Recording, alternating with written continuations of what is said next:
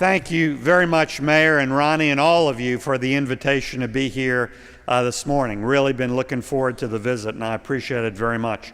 And even more importantly, thanks for all of your work, for all of your leadership, and for your full partnership with me. I work with all of you, all of your communities on a lot of key issues for your communities around Louisiana, and I'm here first and foremost to recommit to being that full, active partner, and I really mean that.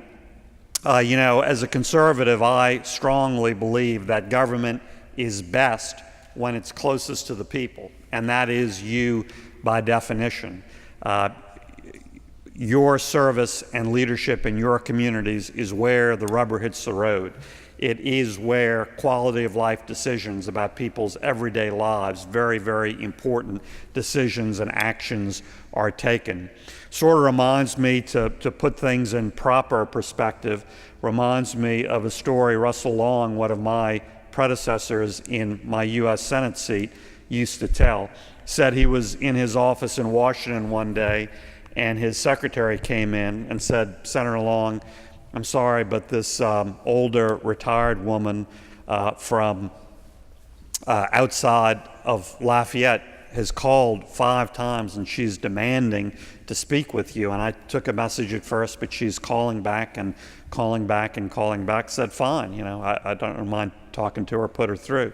So the secretary puts her through and Senator Long takes the call and she starts going on and on about very, very poor garbage pickup service, and she's just completely frustrated. She wants something done about it. And Senator Long says sort of delicately, "Well, ma'am, I'll absolutely look into that, but did you consider calling your town council member?" And the woman said, "Well, I thought about that, but I really didn't want to go that high." Well, in fact, she has it right.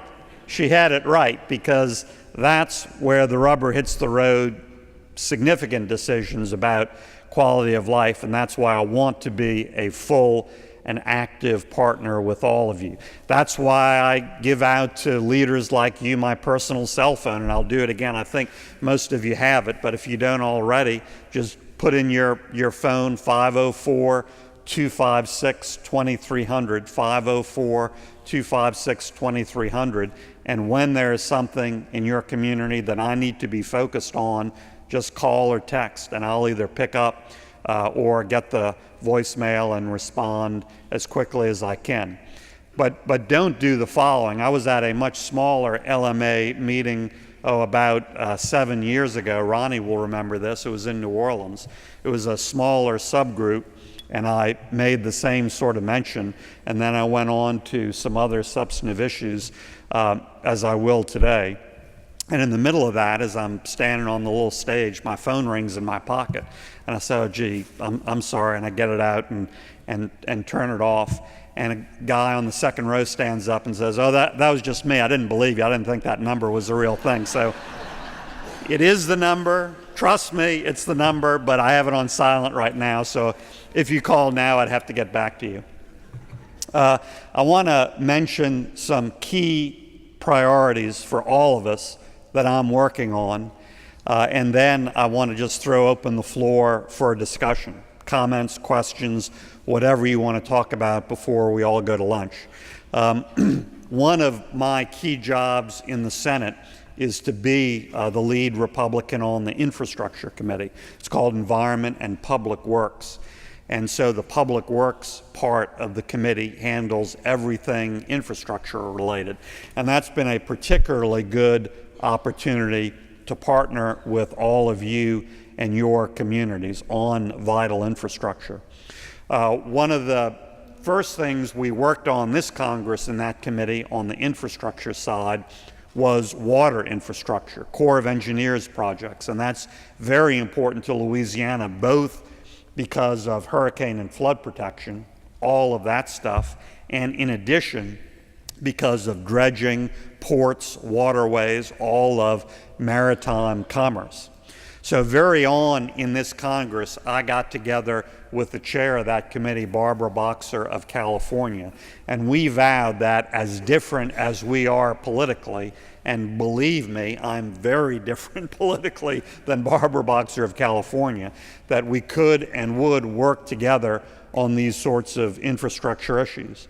So we did go to work, and over the next several months, we put together a strong water infrastructure bill on these sorts of issues: hurricane flood protection and dredging, ports, and maritime commerce. We did a lot of outreach to other members, talking to folks from all other states, and we did put a good, strong bipartisan bill together, so successfully, in fact, that we united what is normally a very divided committee, and we passed that bill through the committee, not just with a big bipartisan majority. We actually passed it through unanimously. Then we went to the Senate floor, and we got floor time there. We had an open amendment process, which unfortunately is very rare these days. It used to be the norm in the Senate. It's not anymore, and it needs to come back. But we had an open amendment process, and similarly passed that strong bipartisan infrastructure bill through the Senate with 82 votes. Again, in today's U.S. Senate, almost unheard of. I think if you had a resolution praising Mother Teresa, it might not get 82 votes, but we got 82 votes, very strong bipartisan showing. A little after that, the House acted in the same area and passed a vaguely similar bill about water infrastructure, and then we went to what's called a conference committee to work out the differences. And that took longer than I would have liked, many months, but we finally came together around a strong product, and it passed the House and the Senate with a huge bipartisan majorities and was signed into law by President Obama in the White House just a few weeks ago. First of all, I'm really proud of that exercise because it was a strong bipartisan exercise focused on something we can all work on and agree on, which is vital infrastructure. And secondly, I'm really proud of that exercise because of what it produced, the substance of what it produced. We took major steps forward in terms of hurricane and flood protection, authorizing key core projects like Morganza to the Gulf, like many of the vital Louisiana coastal area projects for coastal restoration. We took major steps forward with Corps of Engineers reform, and everybody knows who's dealt with the Corps that needs significant reform and greater accountability.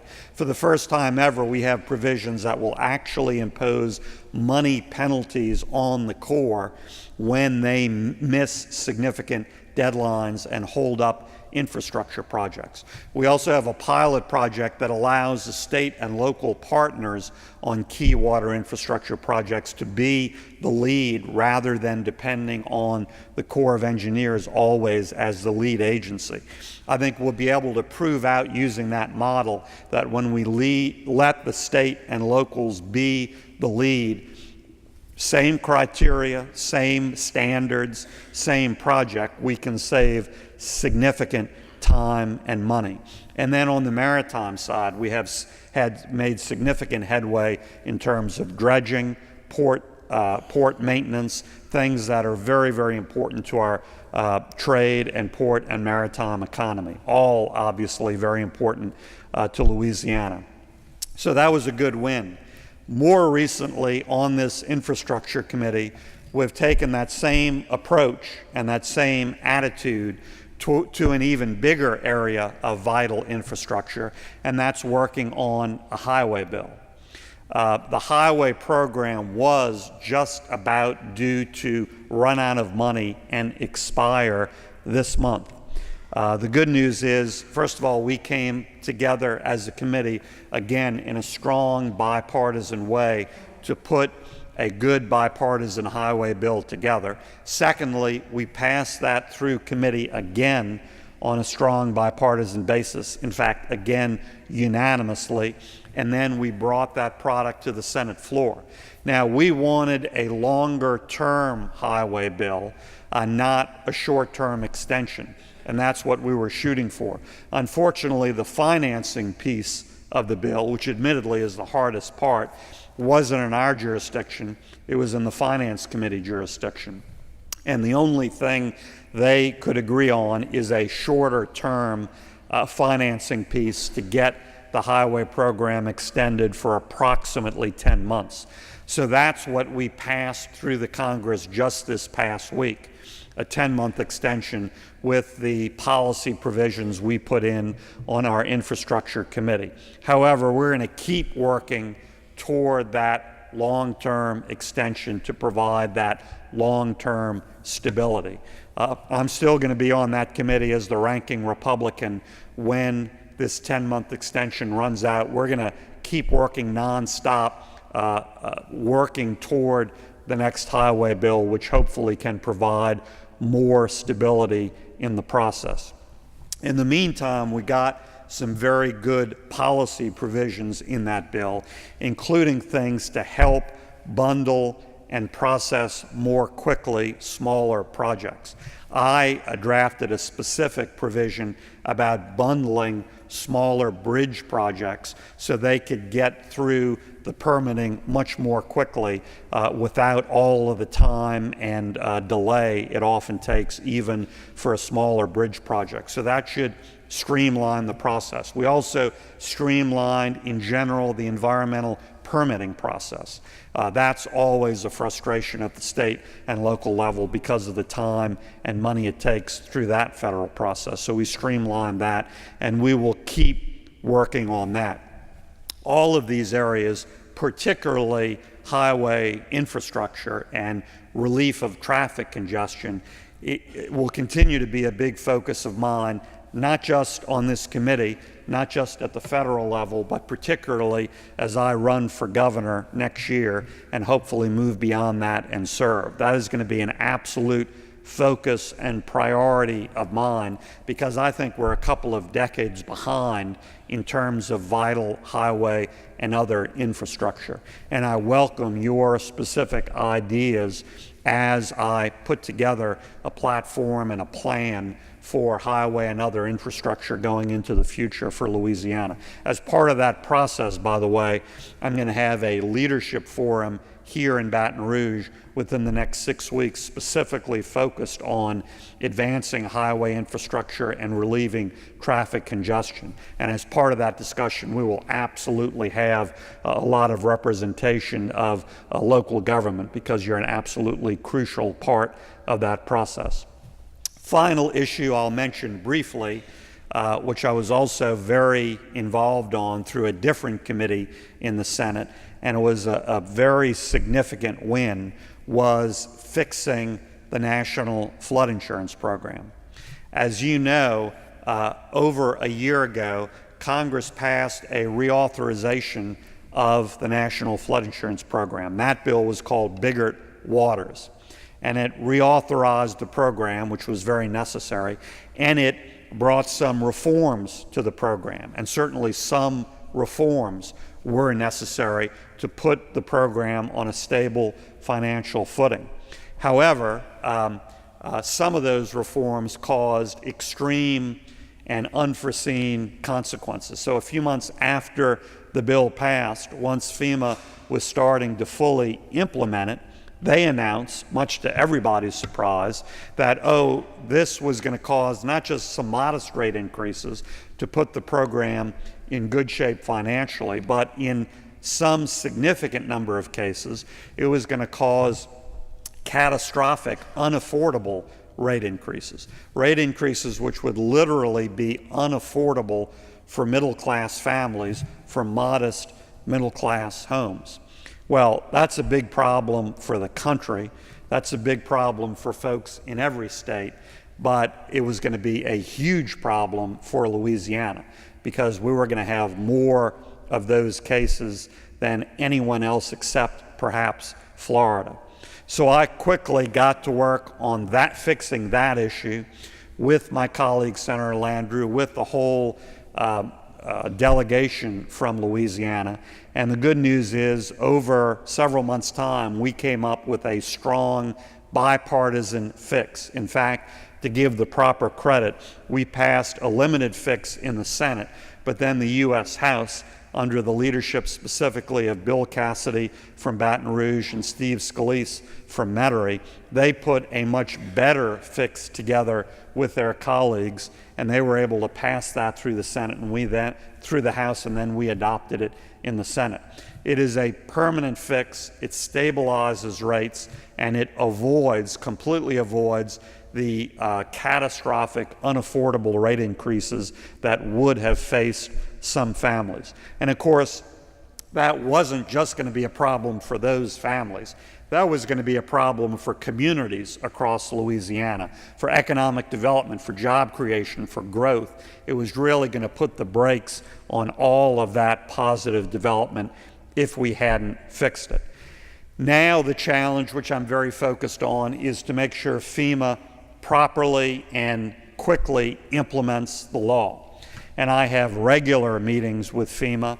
I hosted one in my office just a few weeks ago with other senators and the top leadership of FEMA to make sure they're on track to properly and quickly implement the law. And so far, so good. There are plenty of weedy issues, specific issues that need follow-up, but in general, they are moving forward with implementation of the law to avoid those unaffordable rate increases. So those are three key areas where, in fact, we have been full partners, as I described at the beginning. And as I said at the beginning, that's why I'm here, to commit to you that full, continuing, active partnership. But like with any partnership, good partnership has to be a two-way street.